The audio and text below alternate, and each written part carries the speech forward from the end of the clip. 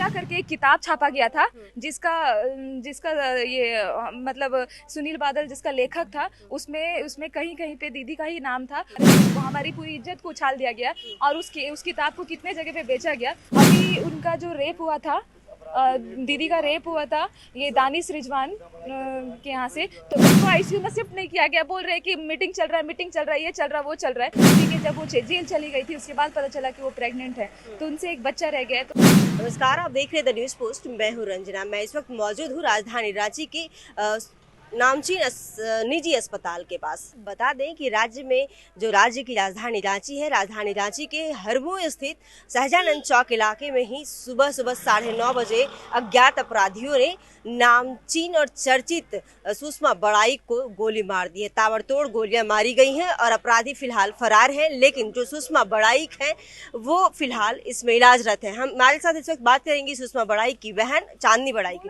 चांदनी जी, ये बताइए आज जो पूरा वारदात हुआ इसकी पूरी डिटेल्स बताइए। डिटेल ये है कि उनकी जान को खतरा था। वो बहुत टाइम से सबको बता रही थी, गवर्नमेंट को भी बहुत सारे तरीके से बोल रही थी कि मेरे जान को खतरा है, बोल करके कितने सारे आवेदन भी थे। लेकिन देखो आज इस चीज़ में बहुत ज़्यादा वो नहीं हुआ और आज दीदी का ये कंडीशन है। क्योंकि कुछ दिनों पहले उनके घर पे 10:30 के बीच में कुछ लोग आए थे कि आपका घर में कोरियर लेके आए हैं हम लोग, बोल करके उस रात में। हाँ, रात में। तो इतना टाइम में तो कोई कोरियर वाला आता नहीं है। तो इस चीज़ का सूचना थाने को भी दिया गया था, अरगोड़ा थाना। हाँ नहीं, अरगोड़ा थाना में दीदी रहती थी यहाँ, ये क्या जगह का नाम, प्रधानमंत्री आवास जो प्लाजा चौक के पास है। अच्छा। तो उसके एरिया में जो थाना आता है उनको भी ये चीज़ का मतलब बताया गया था कि मेरे जान को खतरा है। क्योंकि इतना टाइम पे वो लोग आए थे और मेरे को बोल रहे थे कि कोरियर है, और जब उन लोग दीदी ने खोला नहीं दरवाजा तो उसको बाहर से बंद करके वो लोग चले गए थे। कितने दिनों पहले की ये घटना है? ये लगभग 5-6 दिनों की पहले की घटना है। हाँ, तो उसके बाद दीदी इस चीज़ के लिए जो लोग घर दिए थे मतलब मंत्री आवास, दीदी फाइनेंशियल उनके पास कहीं से कुछ सोर्स नहीं है। ठीक है, वो जैसे तैसे अपने बच्चों को मतलब चलाती है गवर्नमेंट को बोल के। अभी सारे बच्चे उनका बिना एजुकेशन के बैठे पड़े हैं। कितने बच्चे हैं? 3 बच्चे हैं। तीनों कहाँ हैं? तीनों अभी घर पे हैं।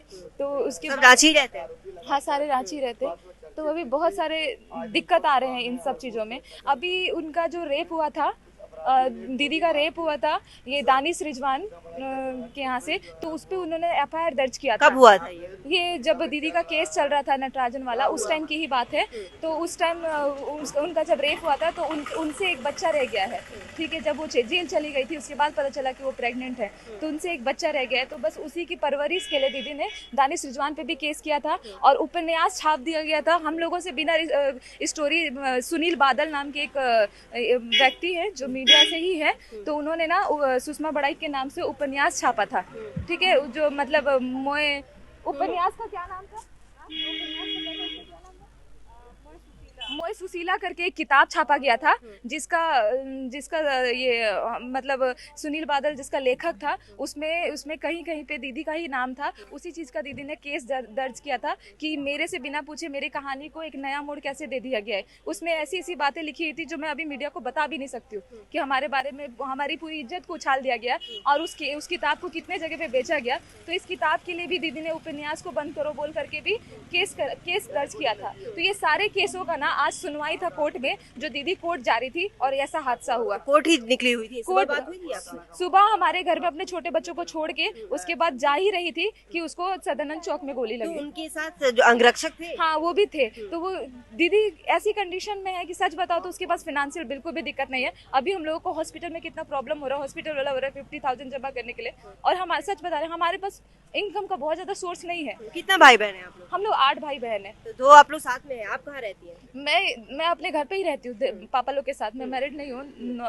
तो हम लोग अभी कैसे करके इनका ट्रीटमेंट चालू कर रहे हैं। ठीक है, तो वही चीज़ है कि गवर्नमेंट अगर इतना बड़ा लड़ाई लड़ रही है तो गवर्नमेंट से यही रिक्वेस्ट है कि आज 50,000 के लिए उनका ट्रीटमेंट रुका हुआ है। ट्रीटमेंट नहीं हुआ अभी तक? नहीं, अभी तक उनको आईसीयू में शिफ्ट नहीं किया गया। बोल रहे हैं कि मीटिंग चल रहा है, ये चल रहा है, वो चल रहा है। ठीक है, तो क्यों नहीं? मुझे नहीं पता, अभी इमरजेंसी में कोई बाहर के लोग यहाँ लाके एडमिट करवाए, क्योंकि हम लोग भी नहीं थे ना सदानंद चौक में जो लोग पकड़ा। तो गवर्नमेंट से यही रिक्वेस्ट है कि अगर आप उनको अंगरक्षक दे रखे, इतने सारी सब सिक्योरिटी दे रखे, वो इतना बड़ा लड़ाई लड़ रही है अपने इंसाफ के लिए, तो सरकार को मदद करनी चाहिए ना यहाँ पे। शक मतलब आप लोग को किस पे जाता है, किसने गोली लगवाई? देखिए शक मेरा शक कभी मैं किसी को नहीं बोल सकती हूँ। कोर्ट जा रही है। हाँ, वो बस आज कोर्ट जा रही थी, मैं किसी के ऊपर उंगली नहीं उठा सकती, क्योंकि मुझे खुद नहीं पता कि किसने करवाई होगी, क्योंकि इतने सारे उसके आप लोग केसेस। को जानकारी कैसे मिला?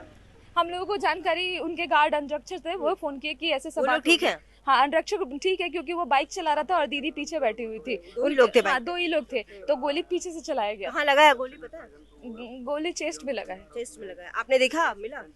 अभी तो देखी, कंडीशन तो बुरा ही है उनका बहुत। बोल रही है?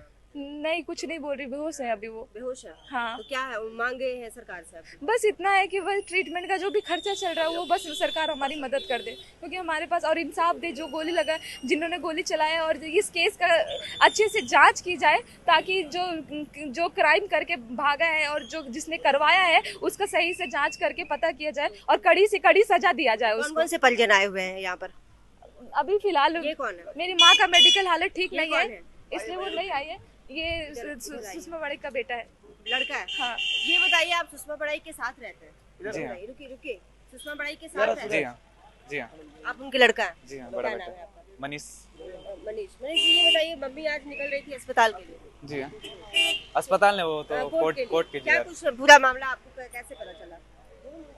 देखिए मैं तो बाहर था, तो घर से कॉल आया कि आपकी मम्मी को गोली लग गया। मैं तुरंत आया वहाँ से, तो हॉस्पिटल है, तो देख रहा हूँ स्थिति बहुत ही खराब है। हॉस्पिटल आने के बाद भी मैं देख रहा हूँ कि अभी तक सही से ट्रीटमेंट भी नहीं हो पा रहा है। अभी तक उनको ऑपरेशन नहीं हुआ, ICU में नहीं ले गया है। आप पढ़ाई नहीं कर रहे अभी? मैं पढ़ाई कर रहा हूँ, कहाँ से? हाँ, मरवाड़ी कॉलेज से। नेतरहाट में पहले आप पढ़ाई करते? जी, नेतरहाट में पढ़ाई नहीं करता था, ये यहीं पे है। बचपन से हम ही लोग जो भी किए हैं, हम ही लोग नाना लोग ही इनका सब कुछ, हम ही लोग शुरुआती से बचपन से सब कुछ किए हैं। ठीक है, इस तीनों बच्चे का, ठीक है, तो हम ही लोग जैसे भी बेचारा खुद काम करता है, जॉब करता है, जॉब करके वैसे छोटा मोटा फोटोग्राफी वगैरह, हाँ, अपना घर भी चला रहा है, अपने माँ का देख रहा है, बहन का देख रहा है। हाँ, फाइनेंशियल पूरी क्राइसिस है। आप सुन रहे थे, ये सुषमा बड़ाई की बहन है चांदनी बड़ाई को, ये सुषमा बड़ाई का बेटा है। हालांकि आप देख सकते हैं परिजन राज्य सरकार से अपील कर रही है, गुहार लगा रही है कि अभी तक उनका इलाज मेडिका में शुरुआत नहीं हुआ। गोली लगे हुए 3 से 4 घंटे होने जा रहे हैं। इनका अपील है कि जैसे राज्य सरकार इन्हें अंगरक्षक दे रखी, वैसे इनकी इलाज भी कराए, ताकि सुषमा बड़ाई का इलाज चले। और आज उनकी कोर्ट में सुनवाई होने वाली थी, और यही सुनवाई से पूर्व उन्हें गोली लग गई है। खैर, ये तो अनुसंधान का विषय है, आगे क्या कुछ होता है यह देखने वाली बात होगी। तमाम ऐसी अपडेट्स के लिए बने रहिएगा द न्यूज़ पोस्ट के साथ। नमस्कार।